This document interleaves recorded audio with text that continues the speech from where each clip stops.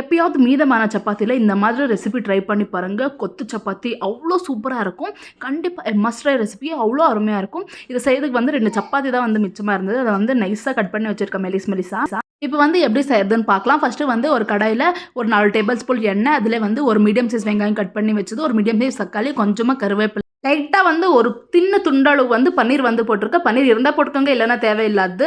அப்புறம் வந்து நல்லா மிக்ஸ் பண்ணிட்டு போட்ட டேஸ்ட் வந்து நல்லாயிருக்கும். நல்லா மிக்ஸ் பண்ணி விட்டுட்டு ஒரு டேபிள் ஸ்பூன் அளவு சில்லி பவுடர், அப்புறமா கொஞ்சமாக கரம் மசாலா, அப்புறமா 1 2 3 இன்க்ரீடியன்ஸ் மசாலா வரும்ல, அது எந்தெந்த மசாலா இருக்குமே எல்லாம் ஒரு துளி ஒரு 1/4 டேபிள் ஸ்பூன் அளவு லைட்டாக போட்டு நல்லா மிக்ஸ் பண்ணி விட்டுட்டு அந்த மெலிசாக கட் பண்ணி வச்சுருக்கிற சப்பாத்தி வந்து இதில் ஆட் பண்ணிவிட்டு நல்லா மிக்ஸ் பண்ணி விட்டுட்டா அவ்வளோ டேஸ்ட்டாக இருக்கும். காலையில் வந்து இது மட்டும்தான் சாப்பிட்டா வயிறு ஃபில்லாக இருந்தது.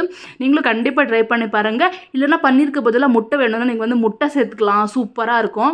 இன்றைக்கி வந்து சாட்டர்டே, ஸோ நான் வந்து முட்டை சேர்க்கல, அதனால் பன்னீர் வந்து லைட்டாக ஆட் பண்ணியிருக்கேன். நீங்கள் முட்டை கூட சேர்த்து சாப்பிடலாம், அவ்வளோ சூப்பராக இருக்கும். கண்டிப்பாக ட்ரை பண்ணி பாருங்கள்.